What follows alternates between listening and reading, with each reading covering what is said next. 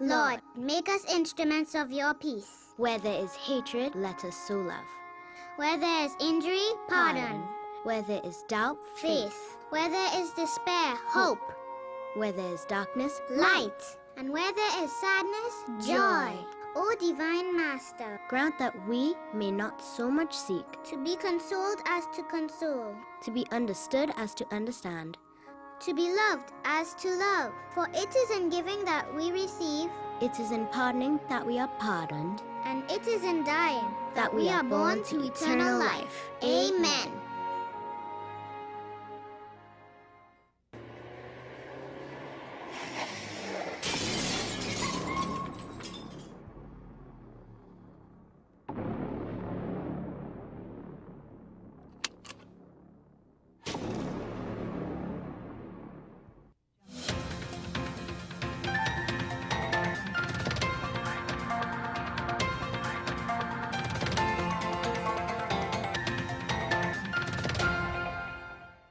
Here is your WESN News on the Hour. I'm Naomi McNish. Thanks for joining us. Here are the headlines.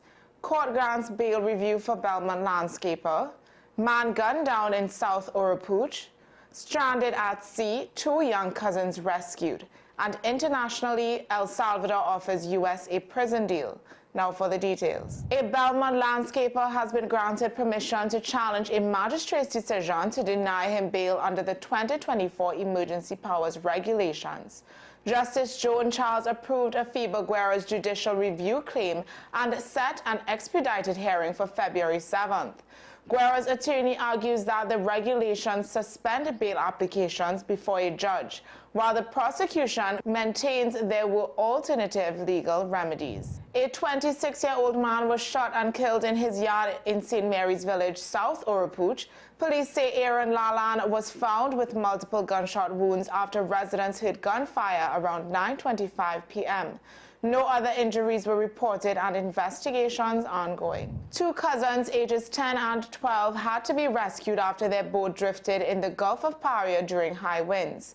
The boys, who skipped school to catch conches, jumped onto a rock and waited 20 minutes before being saved. A fisherman warned they could have been swept to Venezuela if not for an anchor.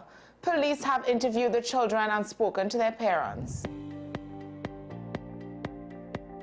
Internationally, El Salvador has offered to house U.S. deported criminals, including American citizens, in its massive high-security prison. President Nayib Bukele proposed the deal to U.S. Secretary of State Marco Rubio, calling it a cost-effective way for the U.S. to outsource its prison system. While the plan has drawn criticism from human rights groups, Bukele remains popular for his tough stance on crime. Well, that's news to the hour on WESN. I'm Naomi McNish. Thanks for watching.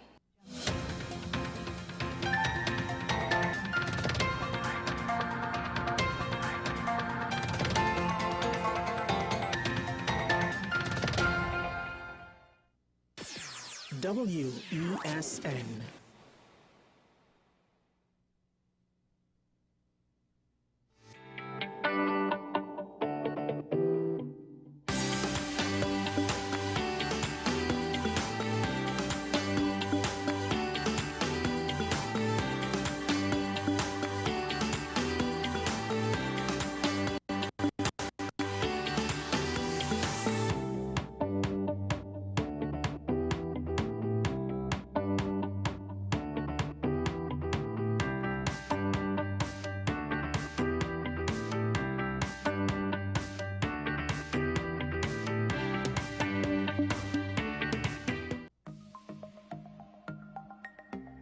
Knowing how to tell authentic is as easy as 1, 2, 3. Find it, match it, search it. Step 1. Find the style number on the tag. Step 2. Match the style number inside the jersey with the number on the tag. Step 3. Search it. A quick Google search of the style number will verify the jersey is authentic when the search results match the jersey being searched. Don't be fooled by counterfeit jerseys. Before you buy, remember to find it, match it, search it. Fan Zone, 2 locations nationwide. Center City Mall, Chaguanas and Movie Town, Port of Spain. Nationwide delivery available.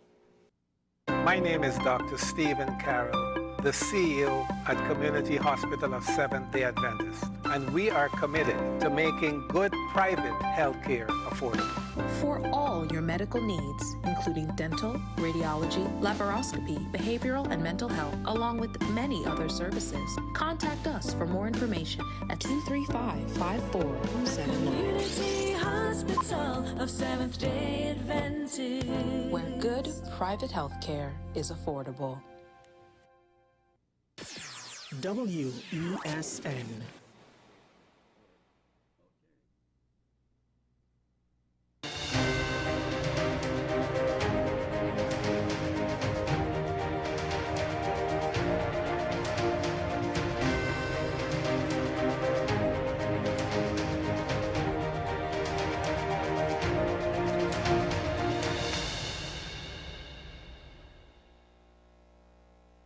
Hello there, and welcome to AM Prime on WESN Content Capital.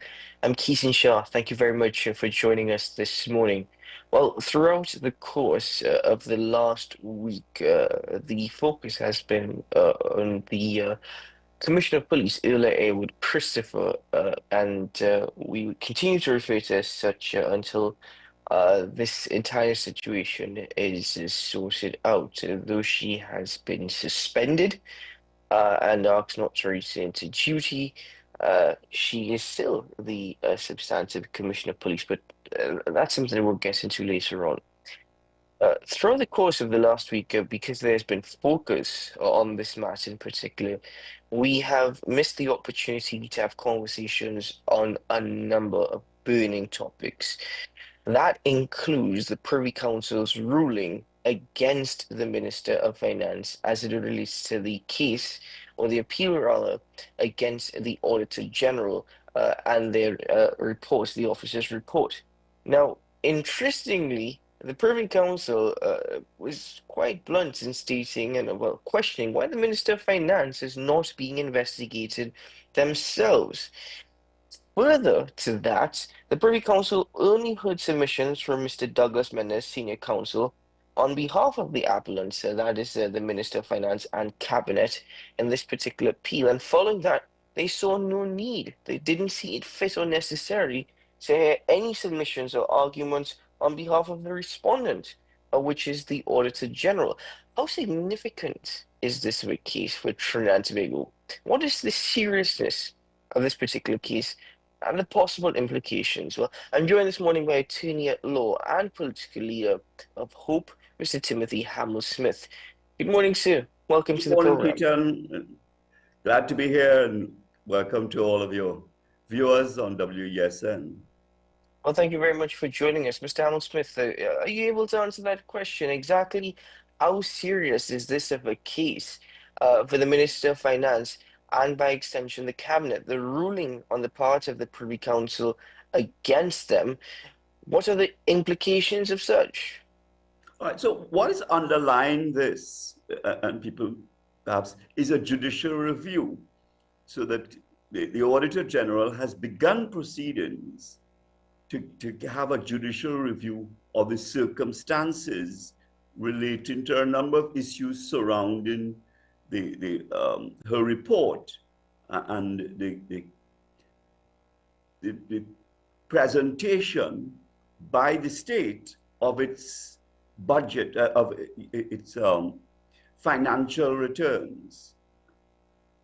And so one may ask, well, why is the state so intent upon avoiding this judicial review? So that's a question to be asked. But certainly the statements being made by the Privy Council does put the Minister of Finance in a very awkward position, at minimum, when they say, what it appeared to be is that the minister was by introducing this investigation, he appeared to be deflecting blame that might be attributed to himself and the public officials who were responsible for preparing these financial statements onto the Auditor General, and that fairness would have demanded, at minimum, that the investigation include those officials responsible for the preparation of the documentation and the minister himself, who oversees and has ultimate responsibility for his ministry. And so certainly it is a very damning, to my way of looking at things. And now we must proceed, which is what that indicates, to the actual judicial review. And that will no doubt reveal a number of things. What has happened, and I'm not sure, there's another component of this, if you like, which is usually you would have a joint select committee meeting in Parliament, headed by the opposition, in order to look at all of these things. And I don't know, I haven't heard certainly the status of that. And it could be that that has been deferred until after the determination of the judicial review application by the Auditor General. So that's a possibility. And then you have to ask, well, what is the underlying issue? Because all of these are peripheral, as it were, to the substantive issue relating to what is happening here. And if you recall, the Auditor General, of course, has to review the financials. She doesn't see how $2.6 billion can be accounted for.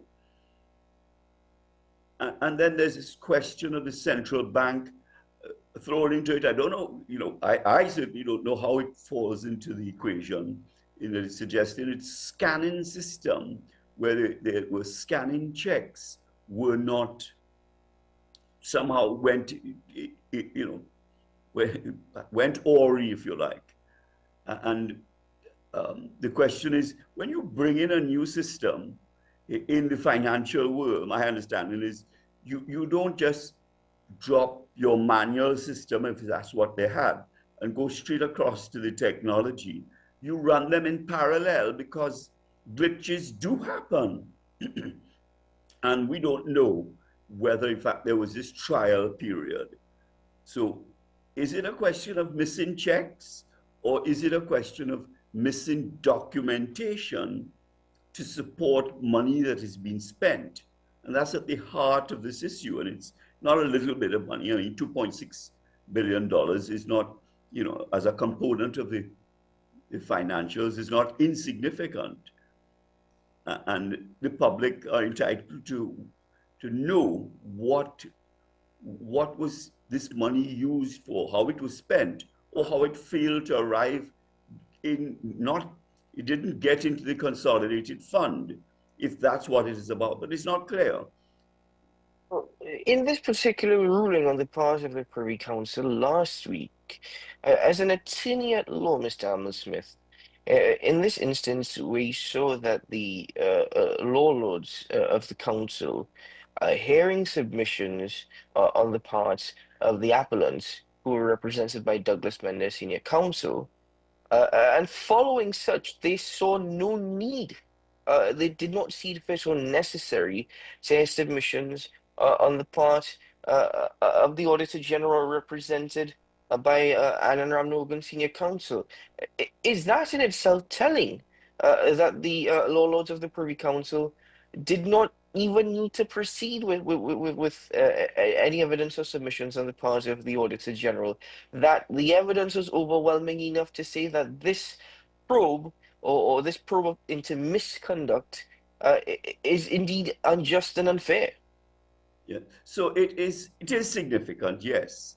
What that indicates is, there is nothing about the appeal which should require, and I think the councillors were, if you like, astounded that this appeal should appear before them at all, because it was so glaring that the Court of Appeal decision had already indicated that there's a very high hurdle to not permit the judicial review to take place. And they hadn't crossed first base, as it were, in demonstrating that. And the sense I got was that the Privy Council are saying, what are we doing here? Why are we wasting time? let's get on with the judicial review. It's on the face of it, it's quite apparent that it must proceed. And this was a delaying tactic. I don't know. I mean, I can't speak for the Minister of Finance, but he seemed to have thought, and you don't know, we don't know what's happening in the background. Did he, despite the advice of senior counsel, say, look, we want to go and challenge this in the Court of Appeal? Or did counsel recommend that they appeal the Court of Appeal's decision? We don't know those things, but certainly it would appear from what we've seen before the Privy Council that counsel was having a grave difficulty trying to address the questions. And it seemed to, at some point he says, but that's a very good question. I don't have a very good answer he for did. it. He responded to that when I believe it was Lady Simner asked the question as per why the Minister of Finance was not included and should be included as part of the investigations. And Douglas Mendes' exact response, as you said, that isn't a good point.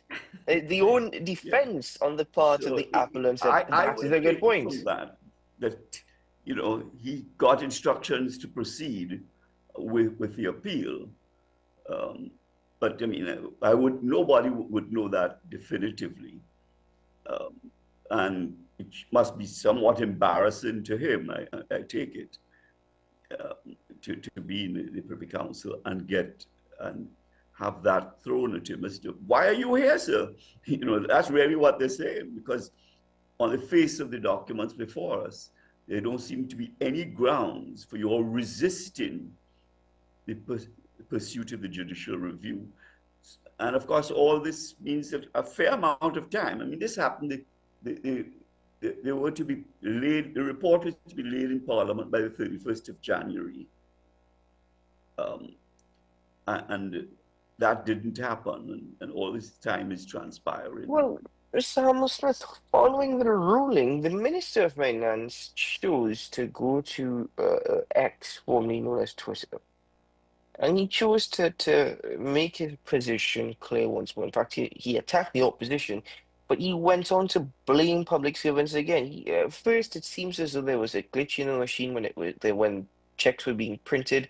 Then there was an issue in respect to the Auditor General and their office, and there were those who work under the authority of the Auditor General. But he said the public servants made an accounting error. As Minister, I have no role in this matter except to seek, and let me get the exact quote here, except to seek to ensure they fix their mistake. He, again, following the Privy Council's ruling, doubled down on that position. Well, let's put it this way. At the end of the day, the buck stops with the minister. And if those who are doing the actual work in his ministry have not met whatever standard he thought was required, then he needs to call in help, I would imagine. But it's not until it hit the fan that we hear about this fallout, as it were. Certainly in other jurisdictions, I would expect the Minister of Finance, upon that appeal having been heard in the Privy Council, to have resigned. Frankly, I mean, I don't see how he could stay on. But of course, in Trinidad, anything happens. Nobody is guided by what might be ethical practice to say, well, look, given the statements made by the Privy Council, given the statements that this Privy Council made, without any evidence to the contrary, it would appear that the minister was being unfair. He decided to have an investigation. He nominated who will do the investigation, and he nominated the parameters of what the investigation will be. So, at the very heart, he ought to have, quite frankly, taken himself away from that, if there was to be an investigation, and allow somebody else to determine those issues. I think that was a hint being sent by the Privy Council. How can you both be, at first they used the word antagonist, and then they said participant, if you recall. How could you be the person involved in this particular issue and determine who will do the investigator, what are the parameters of that investigation, and who will be included. Where shall we place that focus? And he focused, of course, on the Attorney General, on the Auditor General, rather. And that, by all, seems unfair. So how we set about to have this seemed unfair to the Privy Council. I think that's the hint they were saying. And, you know, given the statements made by the Privy Councillors, one would have thought that a minister in that context would actually resign his post. Well, in that particular instance, Mr. Hammersmith, should this probe continue and include the Minister of Finance and the actions of the Minister of Finance, or rather, I mean, would you expect at this point, given that the Privy Council has ruled against the Minister of Finance in this particular case, that any probe at all will continue? All right, so what is going to continue is the judicial review. Because on the in part, the judicial on the part review, of the Auditor General. It would have put a halt to that investigation until the judicial review was determined. So that will be a very telling moment, as it were. The state doesn't have any affidavits in response to the Auditor General. She's put forward her case. And I don't know the timeline which the court has ordered for the Ministry of Finance to put forward their case in opposition. But certainly one needs to be pursuing this. These are matters of state of grave significance. And, you know, there ought not to be delays where that is concerned. I mean, surely, you know, for at least, if not, you know, certainly the judge at first instance found in favor of the minister. The Court of Appeal reversed that decision and found in favor of the Auditor General. From that point, you would think that you would start preparing your case. You know, yes, I know you wanted to appeal to the Privy Council. We know now that there was very little substance to the case to try and reverse the decision of the Court of Appeal. And therefore, I take it the state should be in readiness within a short space of time to present its case.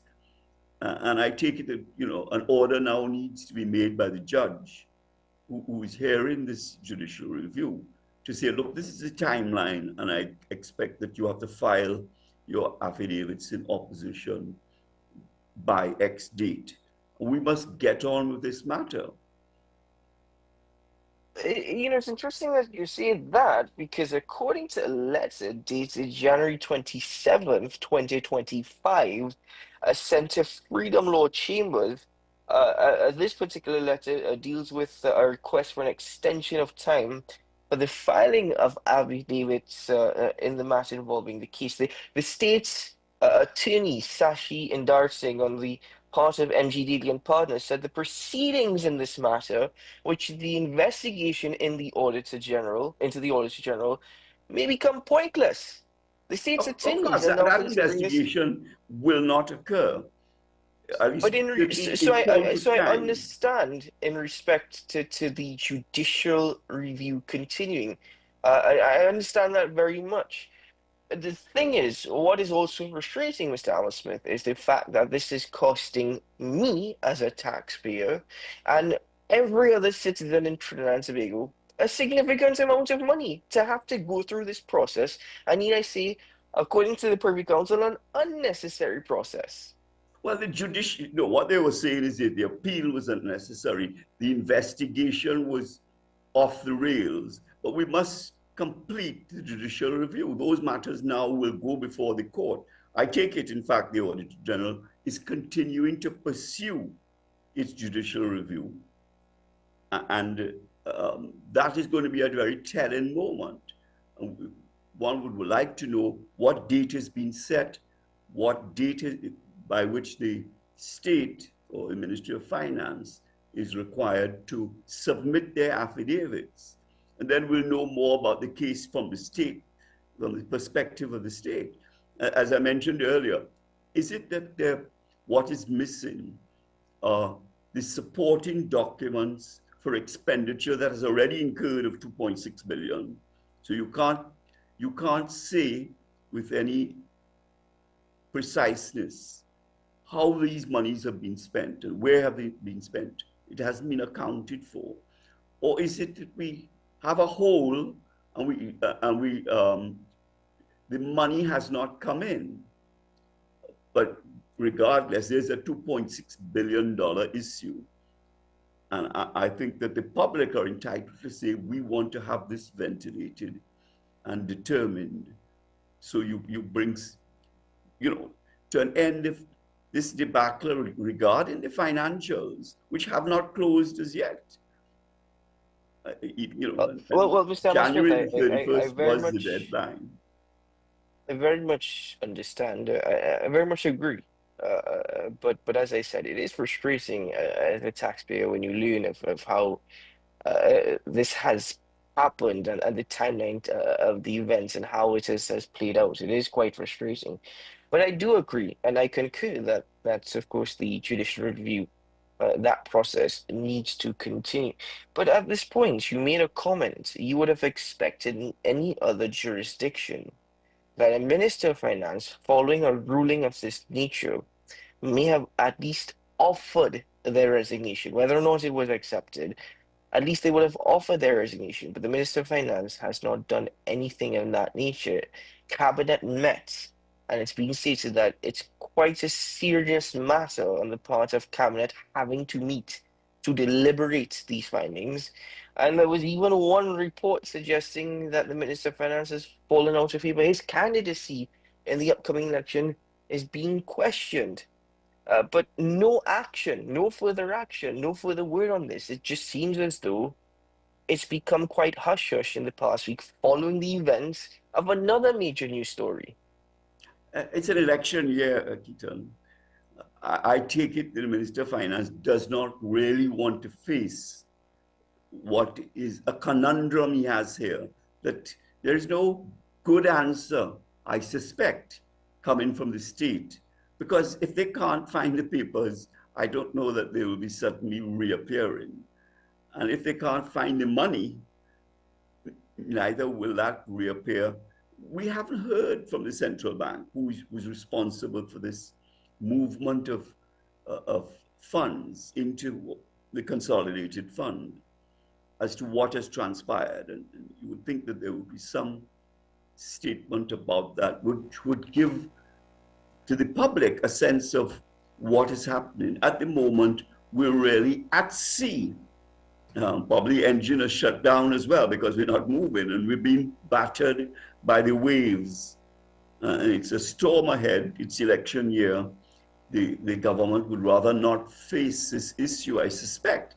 I mean, as a member of the public, that's the conclusion that you're likely to come to. Maybe, in fact, they are feverishly trying to put their case together and feel they have a solid defense, and we have to be open with it. But I would like it to go on. We can't just continue to delay this issue. It's now front and center after the Privy Council. One knows this must proceed. One way to proceed, of course, is to agree to everything in the judicial review and don't defend it and accept that. But I don't think that's what will happen.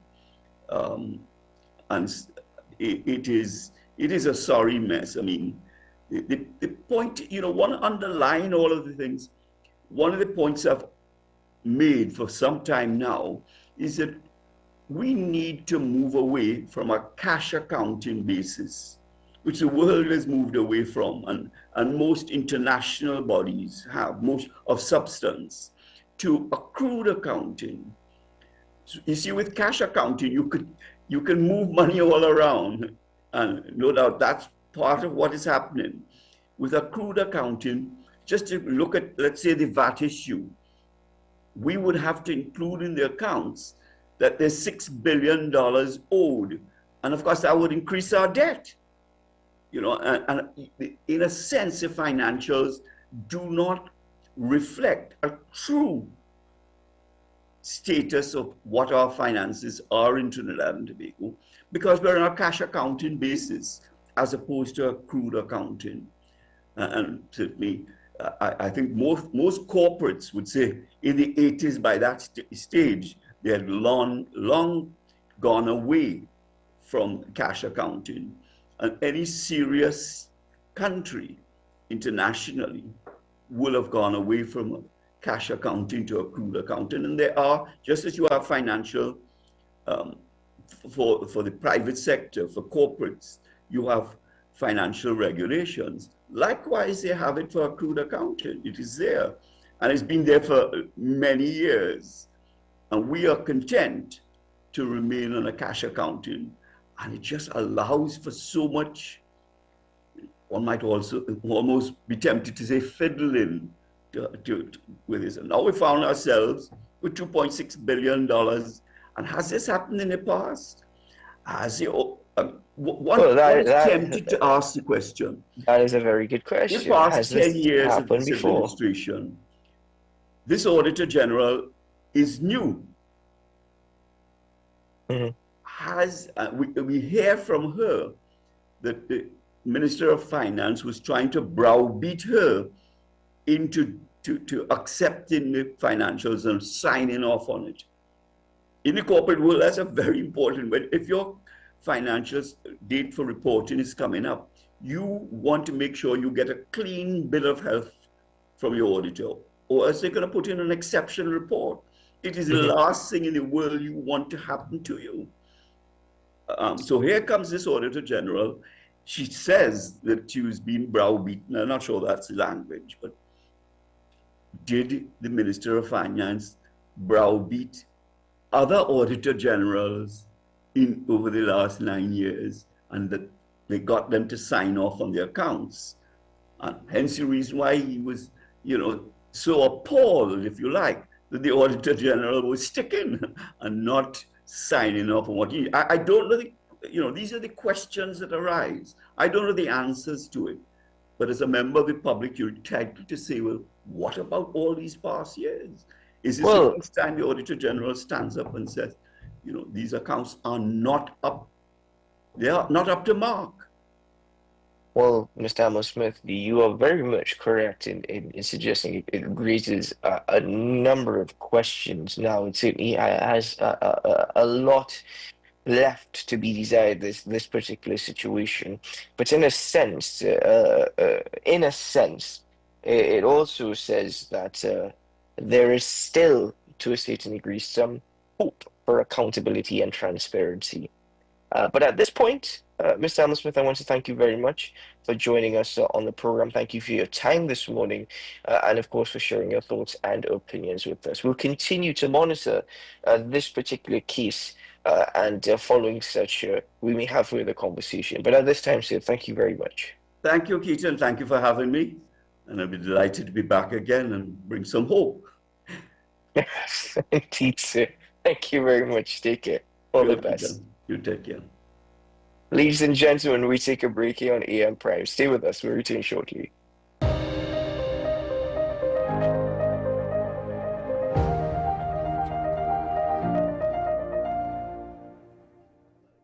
Transform your home with PCU Plus. From stylish furniture to the latest appliances, we have everything you need to create your perfect space. At PCU Plus, we offer fair prices and affordable financing options that are cheaper than hire purchase agreements. With convenient locations in San Fernando, Tobago, Arima, and our lifestyle showroom in Barataria, you're never far from the best deals. Visit PCU Plus today and discover why we're the top choice for quality furniture and appliances. PCU Plus, quality you trust, prices you'll love. Visit one of our locations or find us online to start transforming your home today. Simon's Musical Supplies Limited. We are the specialist in new and used musical instruments, carrying top brands like Yamaha, Pearl River pianos, vinyl and Sabian cymbals, Remo and Evans drumheads and Fender guitars, just to name a few. Also a wide assortment of music books, pan and accessories. At Simon's, we service what we sell. Trust the leader. Call us now at 625-6412 or visit us at 20 Board Street, Port of Spain.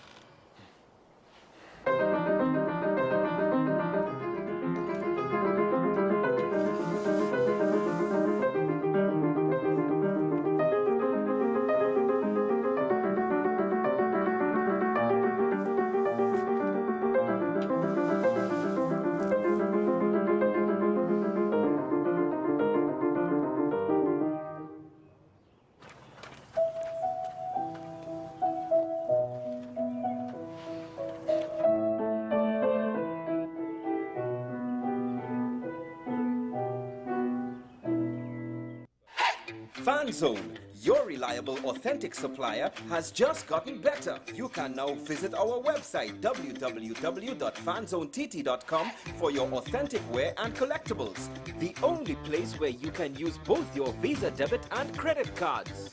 Visit our website fanzonett.com to make your purchase today. SM Group International Limited, your solutions partner for the latest innovations, brands, and competent staff to meet your needs.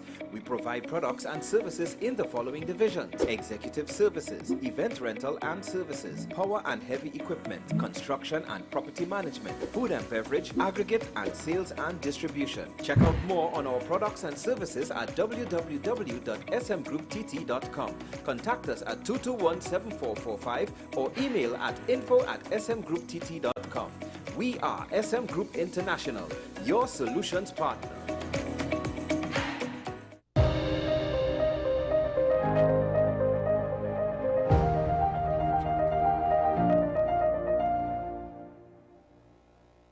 Welcome back to AM Prime, ladies and gentlemen. Thank you very much for joining us. Now, this situation with the Commissioner of Police is to say the very least quite messy.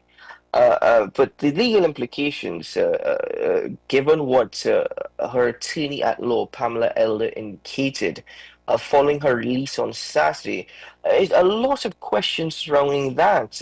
According to Pamela Elder, there seems to be not 1 ounce of evidence against my client. My client was not charged. So exactly what is going on here? Yesterday, we've learned that those who are a part of the investigating team in this case met once more with the Director of Public Prosecutions, Roger Gaspard, who indicated, well, the evidence is still insufficient and therefore cannot proceed with a case at this time. No charges cannot be laid. You need to go back and you need to gather further evidence and further information to have an airtight case. And that is the position this morning. But a pre-action protocol letter was sent to the Police Service Commission to rescind the suspension of Earl Airwood Christopher. Up until 2 p.m. yesterday, that letter stated that such action would be taken. If not, well, at this point, we haven't heard anything of legal action on the part of Earl Airwood Christopher's legal team. But I'm joined this morning by a gentleman who had quite a bit to say and raised a number of good points following the release of Earl Airwood Christopher on Saturday, and that is attorney at law, senior counsel Larry Lawler. Good morning, sir. Welcome to the program. Hi, good morning to you. Good morning to your listeners, Keaton. Thank you for joining us, sir. You, as I said, you raised a number of points following the release of Earl Airwood Christopher on Saturday. But what do you think are the most important, and in this particular case, the most integral of points in relation to what Pamela Elder would have stated following the release of her client on Saturday? Well, I think up to now, at this point in time, I think the average citizen looking on at what has been happening would agree with me that this whole situation has been very badly managed. Because here you are arresting the Commissioner of Police in the middle of a state of emergency, and it appears as though the case had not been properly investigated and the evidence had not been properly gathered at the time of arrest. And that is very unfortunate. From the information in the public domain, it appears as though the investigation started sometime last year or even earlier. And there was communication between the Deputy Commissioner of Police, Suzette Martin, and the Commissioner. So they have been investigating for some time. And one would think that because of the importance of the office involved, because the Commissioner of Police plays such an important role in the operations of the police service, it is a constitutional role because provision is made in the Constitution for the appointment of a Commissioner of Police. And because we are in a state of emergency, the officers involved and Deputy Commissioner of Police Suzette Martin would not have proceeded to arrest the Commissioner of Police until they were ready to charge. And what we have seen played out since between Saturday and this morning, I read the story in one of the newspapers that you're referring to. It appears as though the evidence is far less than satisfactory and far less than is required in order for a charge to be laid against such a senior office holder. So it's very unfortunate that the TTPS has found itself in this position and it's being played out in the public domain in such a way because, of course, Keaton, you would appreciate it goes the whole issue of confidence in the police service, at a very crucial time in our country's history. Well, to that point that you made in respect to be made aware of this investigation, according to the letter, Mr. Pamela Undersea Council indicated that earlier with Christopher was aware last year from November 27 that an investigation was indeed taking place, but never interfered nor obstructed.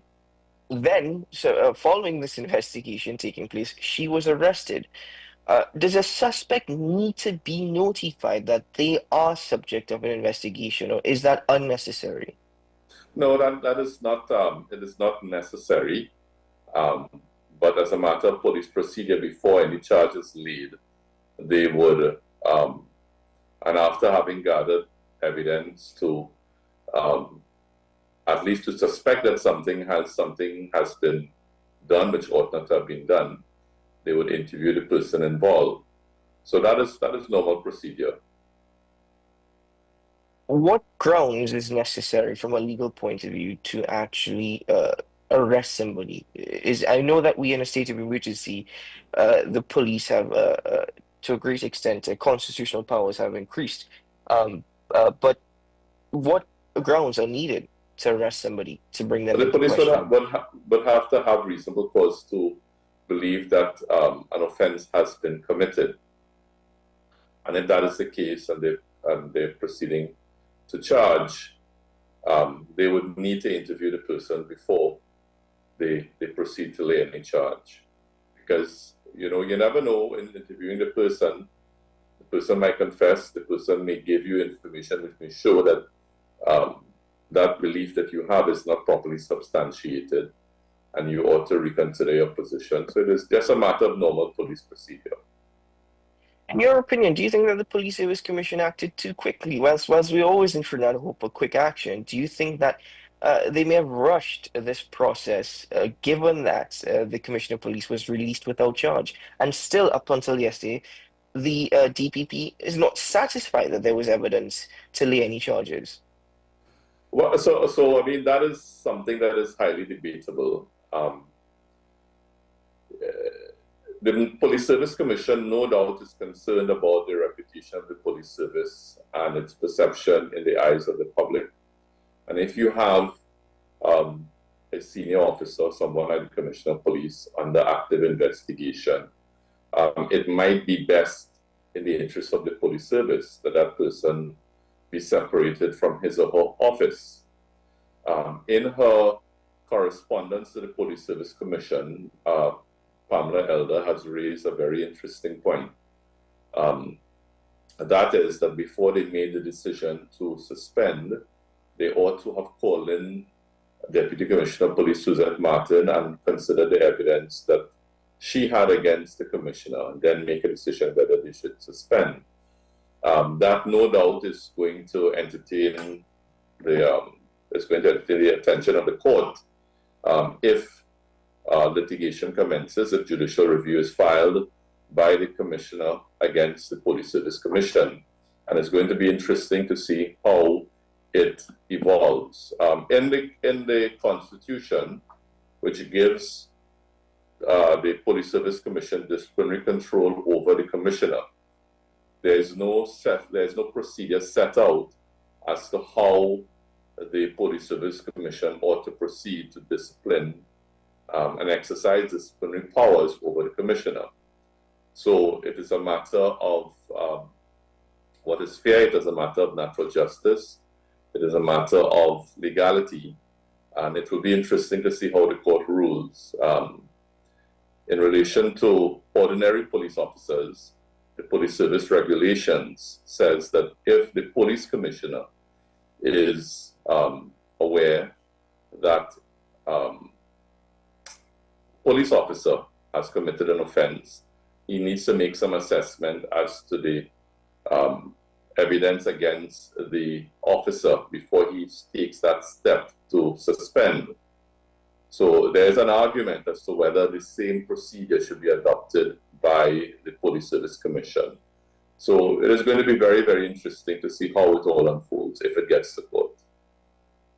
To your point of trust and confidence in the TTPS, the role of Ule Christopher as Commissioner of Police, again, everyone will have their opinion on that. But to the rest of the executive now, to the Deputy Commissioners of Police, who are currently leading the TTPS, it would seem, during the state of emergency, how do they now proceed in respect to try and building some trust and confidence in the public domain, given that this entire mess has happened under their watch? Yeah, I mean, they're not looking good at all. And it's not just this. I mean, in the lead up to this, there would have been several press conferences within the recent past. And the average person looking at those press conferences will want to know what is going on in the TTPS. I mean, it's obvious that senior members of the senior ranks of the police service are not good on camera. They don't answer questions very well. Sometimes, the grammar that they use leaves a lot to be desired.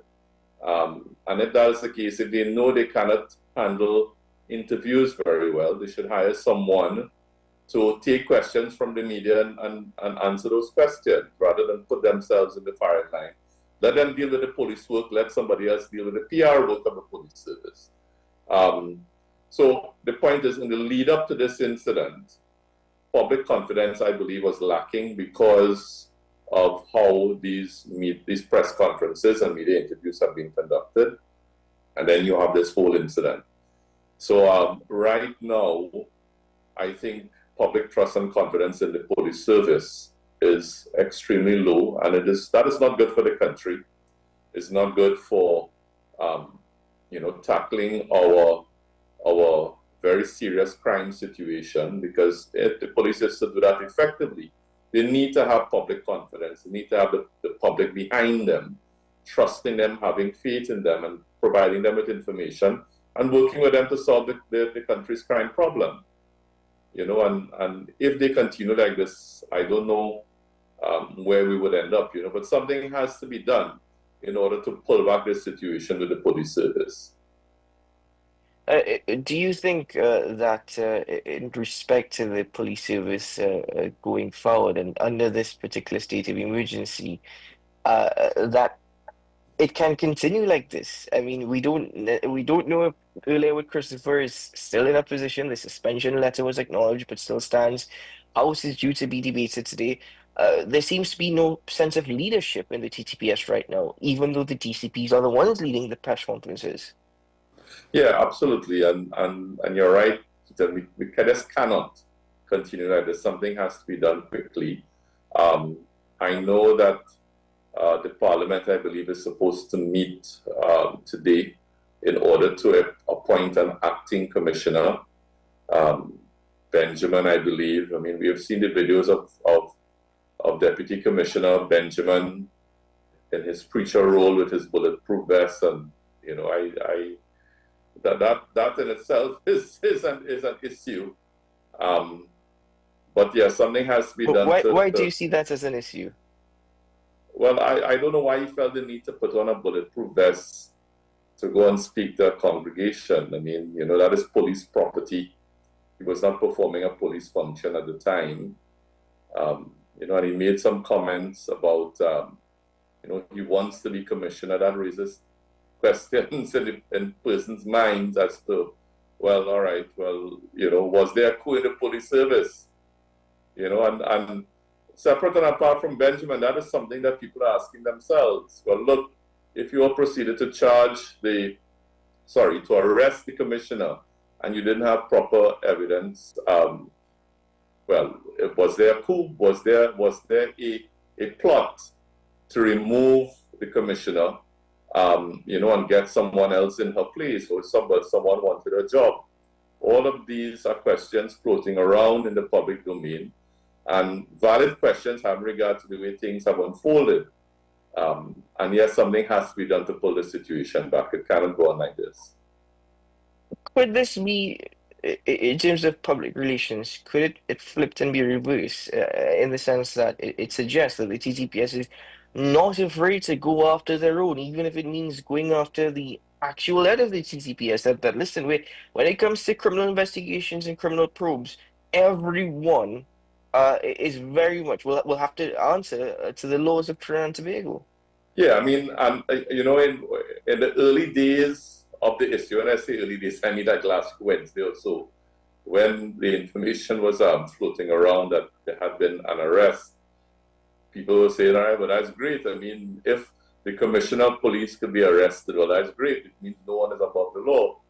But then as the situation unfolded, people said, well, you know, this thing appears to be a joke, because, you know, where is the proper foundation for this charge? You know, so yes, there is a positive, but there are a lot of negatives as well, you know, having regard to the way the whole situation has been handled. How do we proceed from here? I mean, how does the TTPS proceed from here? The government, of course, it's really the Police Service Commission with the power and the authority. At this point, the government does not have much, or at least should not have much of a say in this particular situation. But how do these entities proceed? Well, I mean, if DCP Benjamin is approved as acting commissioner today, then, you know, he would have to move swiftly to take steps to restore and bring back some sort of confidence in the operations of the police service. How he's going to do that, I'm not sure, but I think it's very important for him to do that.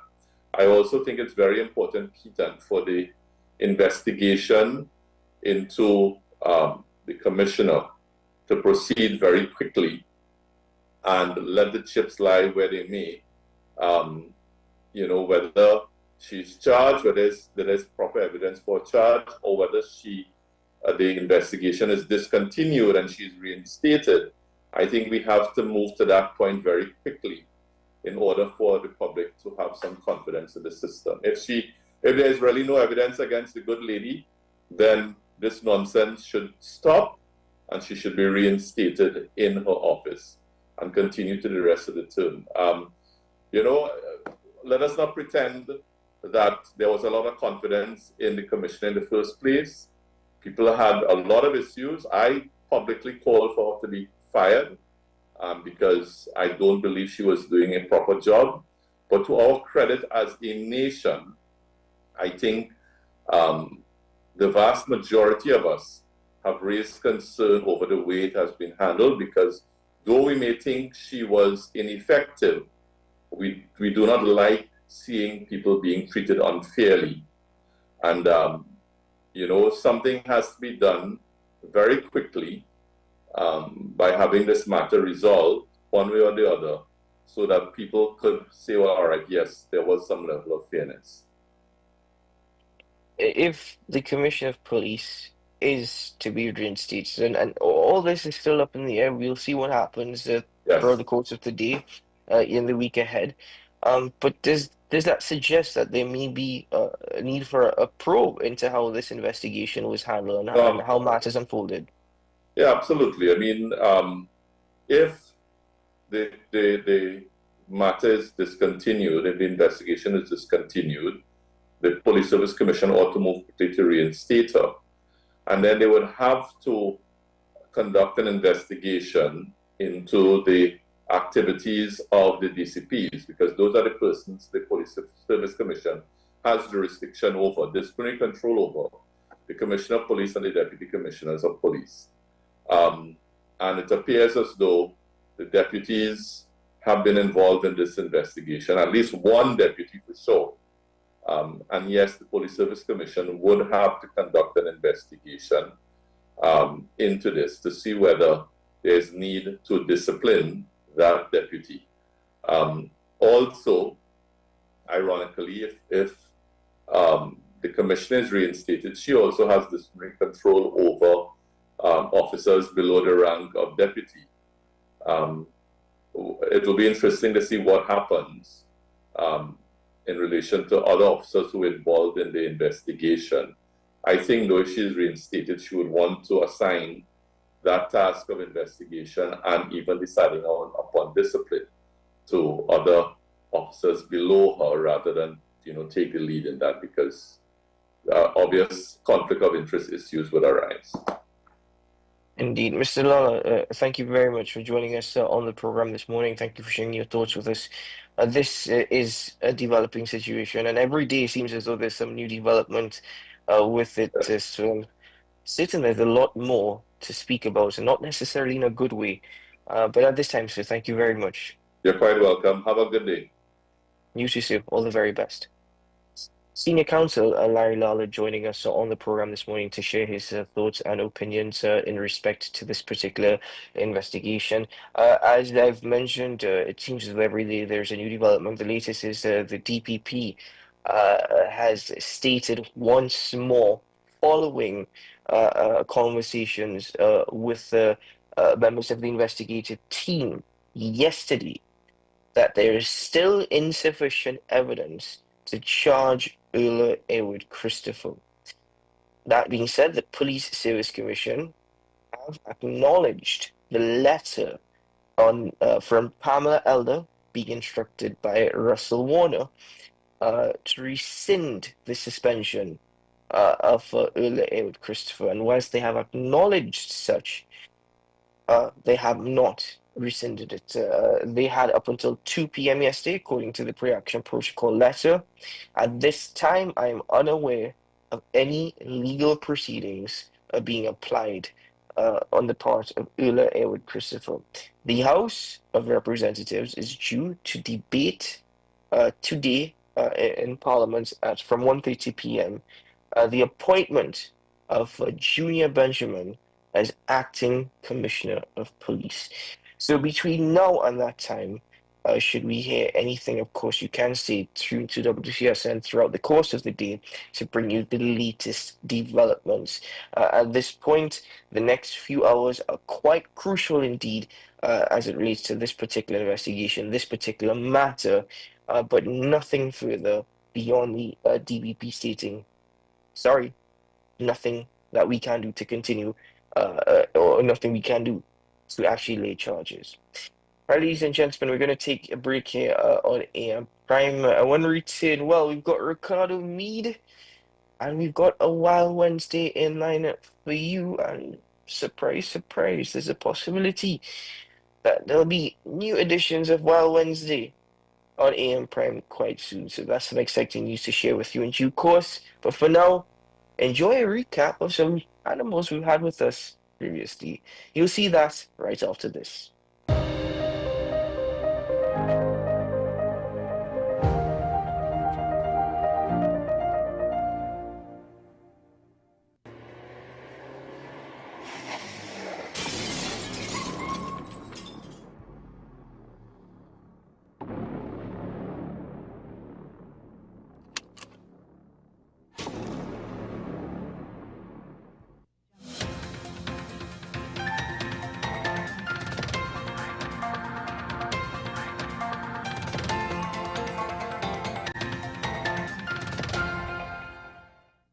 is your WESN News on the Hour. I'm Naomi McNish. Thanks for joining us. Here are the headlines. Court grants bail review for Belmont landscaper. Man gunned down in South Oropouche. Stranded at sea, 2 young cousins rescued. And internationally, El Salvador offers US a prison deal. Now for the details. A Belmont landscaper has been granted permission to challenge a magistrate's decision to deny him bail under the 2024 Emergency Powers Regulations. Justice Joan Charles approved a FIBA Guerra's judicial review claim and set an expedited hearing for February 7th. Guerra's attorney argues that the regulations suspend bail applications before a judge, while the prosecution maintains there were alternative legal remedies. A 26-year-old man was shot and killed in his yard in St. Mary's Village, South Oropouche. Police say Aaron Lalan was found with multiple gunshot wounds after residents heard gunfire around 9:25 p.m. No other injuries were reported and investigations ongoing. 2 cousins ages 10 and 12 had to be rescued after their boat drifted in the Gulf of Paria during high winds. The boys, who skipped school to catch conches, jumped onto a rock and waited 20 minutes before being saved. A fisherman warned they could have been swept to Venezuela if not for an anchor. Police have interviewed the children and spoken to their parents. Internationally, El Salvador has offered to house U.S. deported criminals, including American citizens, in its massive high-security prison. President Nayib Bukele proposed the deal to U.S. Secretary of State Marco Rubio, calling it a cost-effective way for the U.S. to outsource its prison system. While the plan has drawn criticism from human rights groups, Bukele remains popular for his tough stance on crime. Well, that's news to the hour on WESN. I'm Naomi McNish. Thanks for watching.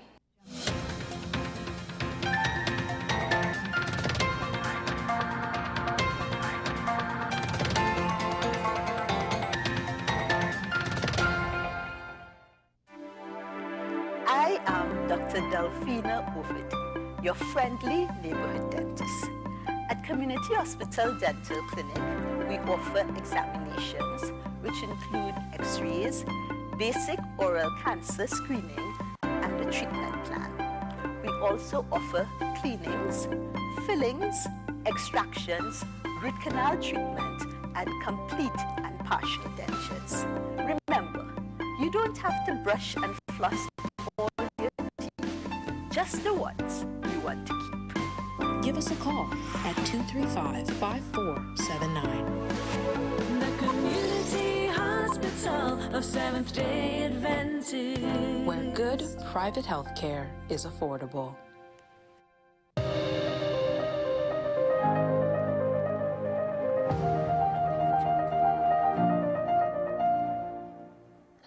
Welcome back to AM Prime, ladies and gentlemen. And a first for me, it's my first Wild Wednesdays, and we're joined by Juan Ricardo Meade and Donna Karam. Good morning. Good morning. Good morning. Our good people from the El Socorro Center of Wildlife Conservation, and you have a very special guest this morning.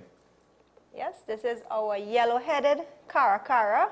Her name is Claxton, and she's here today for Wild Wednesday's episode. So, yellow-headed Cara. This is a native bird to TNT? Yes, it is. And so is that like the official species name, or what type of bird? It's a bird of prey, I assume, right? Yes, it is. It is actually the most common bird of prey here in Trinidad. But normally we don't pay attention to things. But after today's show, many people will be seeing them, and they'll be telling you they see these birds all the time.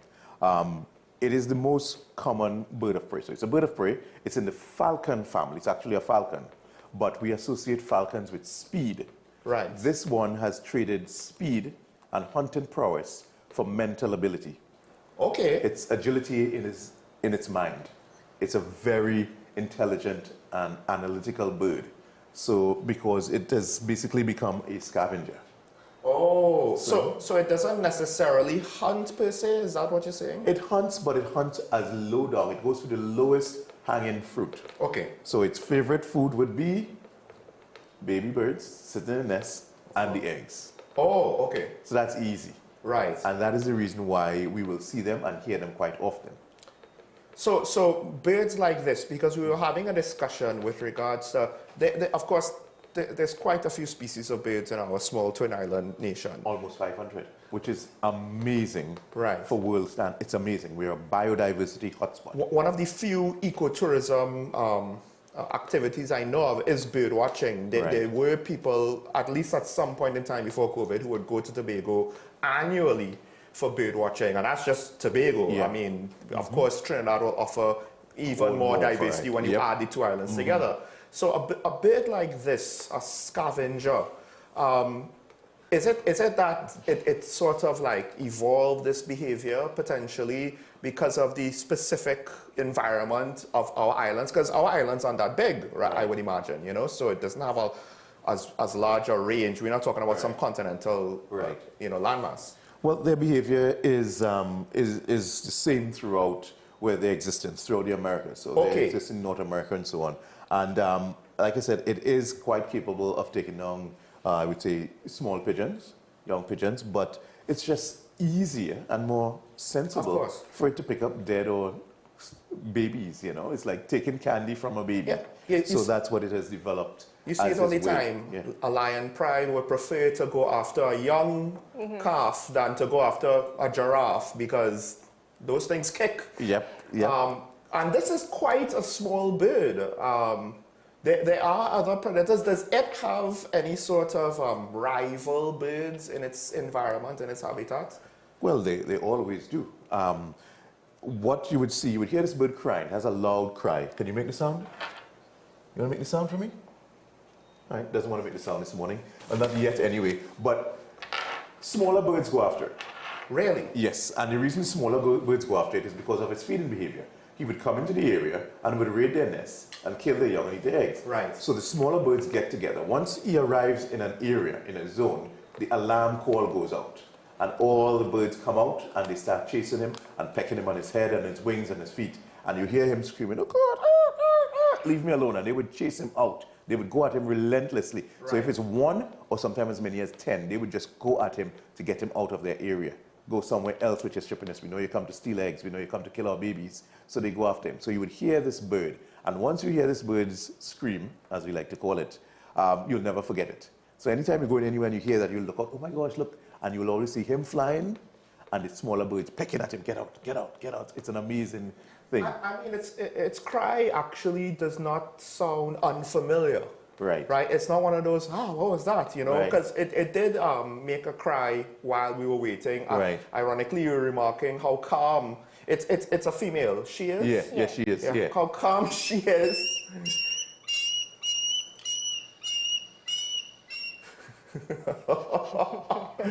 So it doesn't have any other predatory birds that compete with it, or well, they all compete. They all compete, and anybody bigger can usually sometimes potentially take down someone smaller.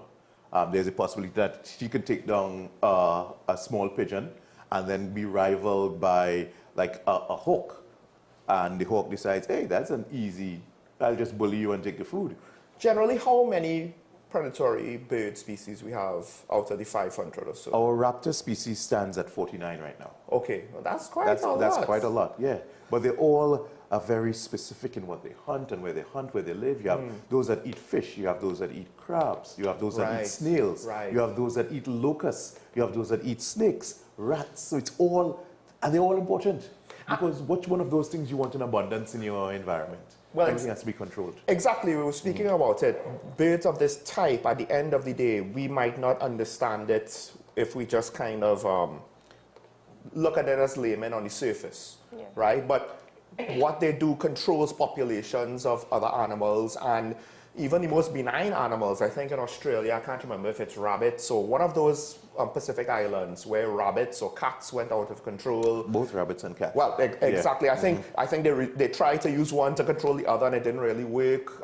Certain areas have issues with alligators or herbivores because agriculture gets affected. Iguanas in Florida, a big problem. Right. So whenever things go out of whack, out of balance, and are out of place, they create problems. Always. These birds, so you'll find them as well in South America. not just in Trinidad? Yeah. Will they, I guess you could say, will their range include crossing the seas at times, or more or less our population? They are small, so I don't know if they have that range. They're not migratory. Right. They can sometimes literally hop on a wing or follow another strange bird and end up in a totally different country area, but they're not usually migratory. So our population here is our population, but bear in mind that Venezuela is only 7 miles away from the closest point. There can be, and that's the reason why we don't have many endemic birds, because while we have shifted away from the main continent, the air bridge still works. So birds can come and go. So the genetic diversity still occurs quite easily. Now, I mean, she's quite small. How is this a typical size for an adult? Pretty much. She'll probably just get a little fluffier, as they say, as she matures. But yeah, that's size. Their main thing is the agility achieved with their small body weight and their speed and their wingspan. She has quite a bit. You know, wingspan? I think they're actually quicker on the ground than in the air. Really? Yeah. I mean, she looks as though she has quite a large wingspan. It's almost as though her body seems to be just a tad too small for the size of her wings, based on, you know, the relative dimensions of what other birds of prey looks like. Yeah. So they're based on what they hunt. That would be with their body size and wingspan and so on. So her wings are a bit broader also than the normal falcons. That's because, again, it's not for speed. So it's like a wide-bodied plane is built more for cargo than a jet with its narrow, pointy, built for speed. So the peregrine falcon, which is a cousin, is built for speed. Yes. Okay, so fastest animal in the world also. She's more glide. She does a lot of gliding and so on. So the wings are broader. A lot of because endurance. She does a lot of hunting on the ground. So if she has to hunt, it would be on the ground. Scavenge on the ground. So she would hover, glide, just take the wings and just literally gently come down, pick up a frog, a mouse. So they'll go after ground animals as well, right? They will go after ground stuff as well. Yeah. And I think one of the things, it's a parallel example. When our dogs passed, the neighborhood cats started to roam more into our yard, and then we noticed, oh, there's a lot less pests. Right. So, and that's one of the things maybe we underestimate. It's not just the fact that they might control the bird population, right, on the island, but also they might control other pests and contribute to dealing with rats and mice and frogs and maybe even roaches if they just happen to stumble upon. The web of biodiversity is quite intricate, the way it's woven together, and how one species that seemingly dominates would control, or, you know, like the apex predators. But then the smallest thing is what will bring down the apex predator. Right.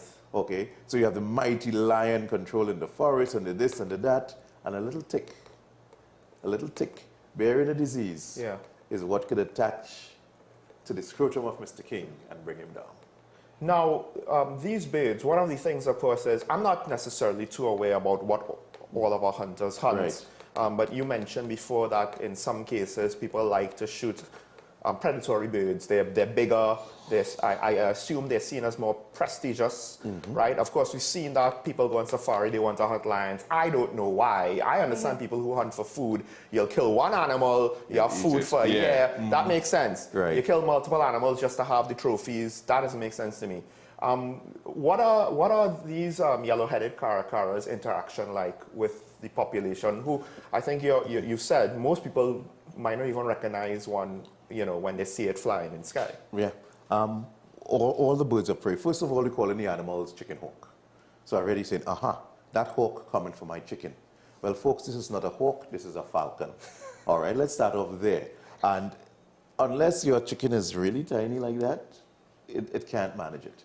Okay? Yeah. Chickens, roosters, even a hen, a layer would mash this bird up. Yeah, because one of the controversial aspects with cocks is cockfighting. Right. And when you think about the average size cock and you look at this bird is outweighed. This is like a featherweight, and the cock would be the heavyweight. Yeah. You're talking about something close to 10 pounds sometimes as opposed to 1 pound. Right there already. Aggressive nature meant to hurt, and it will even hurt people. I have a volunteer who I make fun of her constantly because sometimes she has seriously debilitating headaches, and it's sad, but to make her feel better, I just reminded her to tell me again how you get these headaches, and it was at the foot of a chicken who hit a drop kick in her head. Whoa. So those guys can actually deliver. She had to go to the hospital, she's on drugs, every once in a while she has these flare-ups. It's sad on her part, but I find a way to make fun of her with it, and it actually helps her to feel better. Yeah, to feel better with regards to it. So animals out there, when they build up speed and velocity, they can impact quite highly, and especially when it's a bigger one. So one of the issues, of course, is people looking to protect their chickens, because, and the whole term of chicken hawk, you were saying off air, this is not even really... Yeah, it's used, that term is used quite loosely all over the world. Like, if you look up and you see a big bird in the sky, it's an eagle. We don't even have any eagles in Trinidad. And when we present some of our hawk, the chicks, oh, it's an eagle, because now you would have seen an eagle on the Shield and on Marvel Comics and so on, and America's bird. So it's imprinted in your mind. Yeah. So the first thing that comes to you is eagle. So that's why we want to use the education and imprint so much more in your mind, so now that you can decipher and determine and understand and come out of that realm of ignorance, thinking that everything is an eagle, everything is a hawk, or this or that or the other. That's why we try to bring these animals on, and education, it comes down to that. Are there related birds also in Trinidad to the yellow-headed caracara, or is this species slightly unique? Because usually, you might find similar, not always though, right? You don't necessarily find big cats overlapping that much in regions and territories. Right. But are there similar birds like this who have similar types of, I guess you could say, feeding patterns or similar species? Yeah, yep. We have two types of caracaras in Trinidad, actually. We have this one, the yellow-headed caracara, and then we have the northern crested caracara. That one is a bit more uncommon. That one, the sightings only recently started in Trinidad. Oh, okay. At one point of time, there was a rare sighting, but over the period of years, they have been more and more common, but not as common as these guys. Would those be more, well, as birds maybe migrate to Trinidad from the mainland? Yeah, I would say so, because it wasn't here, it wasn't as common at one point. Now, what parts of the country, because I don't assume it's literally everywhere, right? Or would it be everywhere? Because I know, of course, in the north you have mountains, you have forested area, parts of central, parts of south, there's more flatland, there's not a lot of cover, and with not a lot of cover, there'll be less probably prey animals to find, potentially. Well, they actually, they started off years ago, just sightings down south. Now they are being sighted all over the country. From south, it went to the Manzanilla coast, and at the east coast, the Manzanilla area. Yeah. And now, my first interaction with the bird happened probably 8 years ago in Point Lisas on Phoenix Park, I believe, a flare tower, a gas tower that was being repaired. So at the 45-foot marker on that tower, a pair of caracara made a nest. Eggs hatched, and the babies were there for everyone to see, especially, with your little zoom in with your camera and so on. So we were called in, quite responsible of the company, I think NGC, National Gas Company, to call us in because they didn't want anything bad to happen to these animals. So, kudos to them for that conservation effort. So, silly me, of course, put on my harness and climbed up this flare tower. 45 feet. You didn't know what bird you would have encountered at the time, or you knew? We knew. Okay. So I was excited to go and see this bird because it's a rare bird now found breeding. So it's the first record of it breeding here in Trinidad. Right. And I get a chance to go up and see the nest. And, it has a nice ladder all the way up. But this tower that is supported by cables there in an open field, it has a way of sort of doing this when you're going up, and everything looks a little different there. And then you get up there and you have these two angry parents circling, which I know, so something like this would come in handy. So we brought this for you just in case this guy got angry, right? So actually I did have my hard hat on because the parents, if they get angry, will come at your head, and that will be, my lack of follicles there would be a problem. And the babies are there, and I'm just saying, please don't jump out of this nest. You know, they're looking at me. That's part of the fear, because they're stepping back like, whoa, look at the size of this weird predator. But it was an amazing experience, and I determined, took a lot of pictures and communicated with other people who were much more knowledgeable, and determined the approximate age of the birds, and we determined when they would fledge. Because the contractor needed to do work, and they needed to fire this thing up. But it was determined that they would have fledged before that actually happened. So you didn't need to remove them? Didn't have to remove them. But we came up with a contingency plan, which was to put a pole, a light pole, not too far away with a deck and a nest, and then relocate the babies there. But before we did that, make sure we got recordings of their voices. So we'd have actually put a speaker there and blared it loud, so the parents would know, hey, we're not here now, we're over there 100 meters away on this nest. Okay. And once they go there and start feeding, we know we'd have It would have been succeeded. an amplified voice, so that they would have heard it further, right?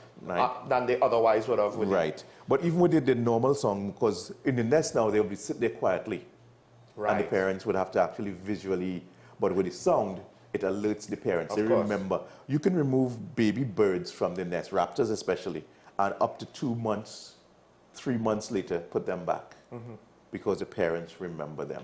They remember their voice. Those are their babies. That's the amazing thing with them. I mean, people underestimate the intelligence of animals, but one of the more interesting things to see on the internet these days is to see full-grown predators hugging the people that nursed them as children. And, you know, that was years ago, right? And, the lion just jumps on you and hugs you and licks you, and you're like, oh, that's even me. You're a braver man than I. Yeah, that's a little bit deceptive. It's a little bit deceptive. Yeah. You know, you have to know it's very limited to certain species. Right, It's almost always, you know, people don't understand, almost always lions, because lions are like dogs. They're social. Very much. So you are the leader, and they will always accept you as such. That's how you're able to control them, as it were. Most of the time it's well-intentioned, so it works out. So they will remember you and so on. Try that with a jaguar or a leopard. It ain't going to work out so nice for you. Right. You know, so they're solitary, if not tiger, solitary creatures. I don't need you, I don't like you. They will even battle their own leaders, as it were, you know. So it's a difference. There's no pride of tigers. It's a pride of lions. Of course. Okay, so they don't stick together. So you make that mistake with the wrong animal. Well, I don't think anybody in TNT is going to make that mistake, right? Unless they jump into the lion cage. Well, we have lions and we do have tigers. So somebody might want to do a TikTok video and just end up on CNN. I hope no one is that foolish. Now, with these caracaras, population-wise, is it that, getting a bit antsy, is it that the population, are they growing?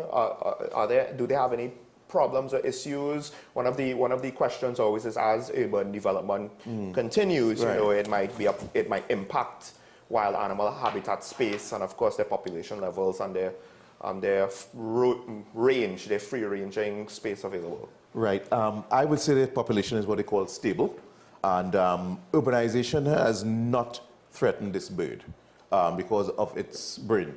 So it could operate in an urban environment more or less fine? We had one that we rescued years ago. We call him Ollie. Ollie meaning that he was actually oiled, but he was oiled in El Socorro. Right. By a dumpster where they had poorly discarded used oil.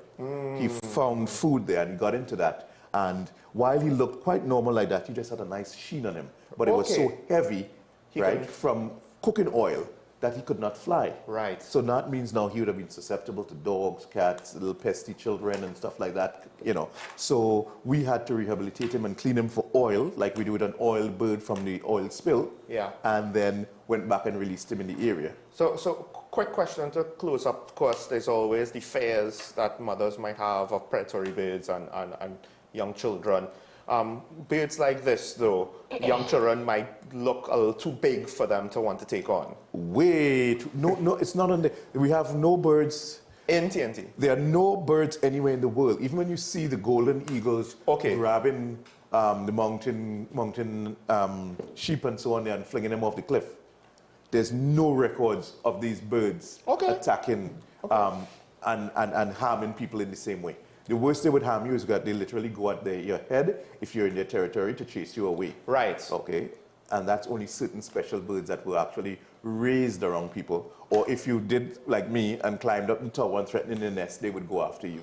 So tree climbers, up to yesterday I met a tree climber who told me his job, he would have to wear a hard hat because the birds do come at you.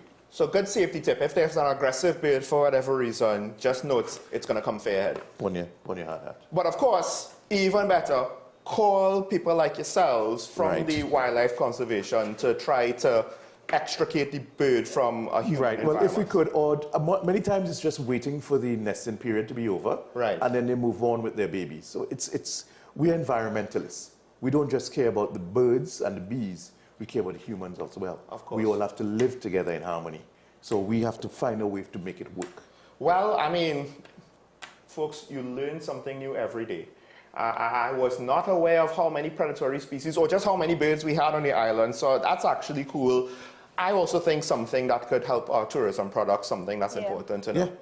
Yeah, we're pushing towards that 500 milestone. I can't wait. I keep encouraging birders out there. Find birds, find birds. When we get to 500, that's going to be a milestone in terms of marketing our tourism and ecotourism product here in Trinidad and Tobago. Well, that's a whole other conversation, but we've run out of time on that one. I'm a little bit in tourism, so I have some pessimism there. But hopefully, I could see you get that to fruition. But folks, I want to thank the Wildlife Conservation from El Socorro Center and what's her name again? Claxton. Claxton. That's not a typical girl's name, but I guess my friend, my lady, have a good day to you and a good day to two of you. Thank you, and I'll leave you with this hard hat. So when you come birding with us on our you're scaring me. I don't know why I need this. Okay, but folks, this is AM Prime bringing the wild to you. But we have to close out the show now. Tune in tomorrow, we'll be right back. But in half an hour, you'll see me again on Talking Points. So stay tuned for that and more on WSN, your content capital. Bye-bye for now.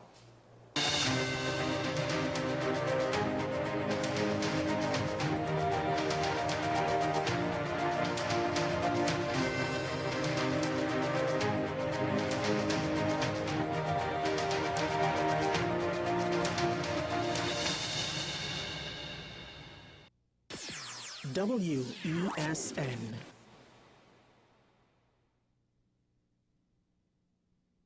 Simon's Musical Supplies Limited. We are the specialist in new and used musical instruments, carrying top brands like Yamaha, Pearl River pianos, vinyl and Sabian cymbals, Remo and Evans drumheads and Fender guitars, just to name a few. Also a wide assortment of music books, pan and accessories. At Simon's, we service what we sell. Trust the leader. Call us now at 625-6412 or visit us at 20 Board Street, Port of Spain.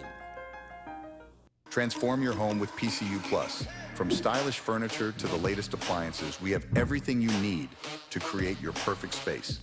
At PCU Plus, we offer fair prices and affordable financing options that are cheaper than hire purchase agreements.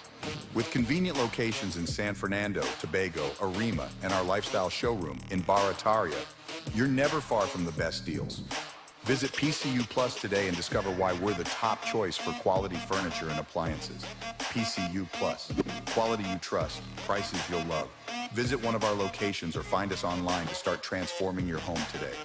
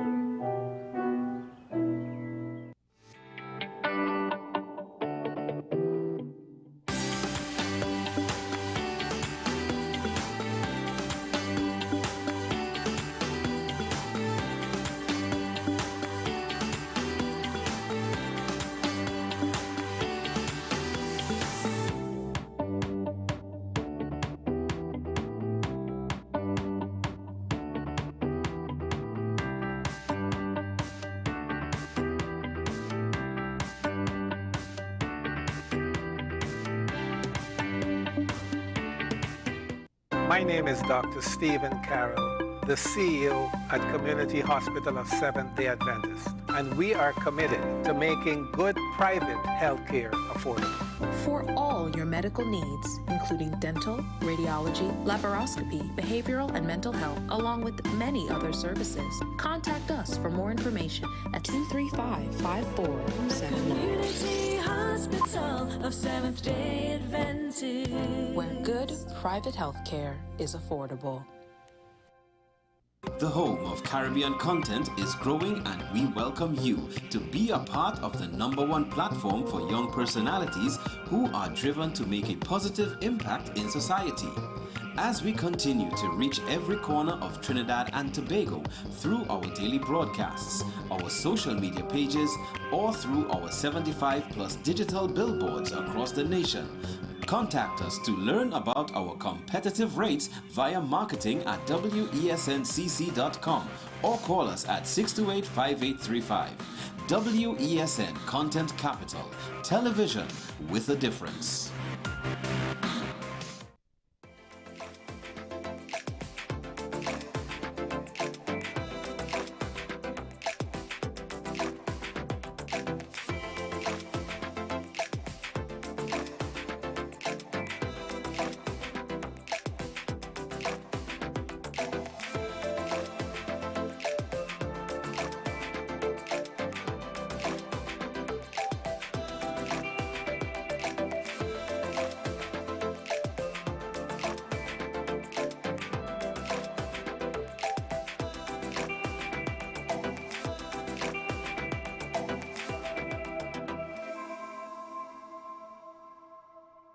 His strength of character in politics today? Bernardo, you agree that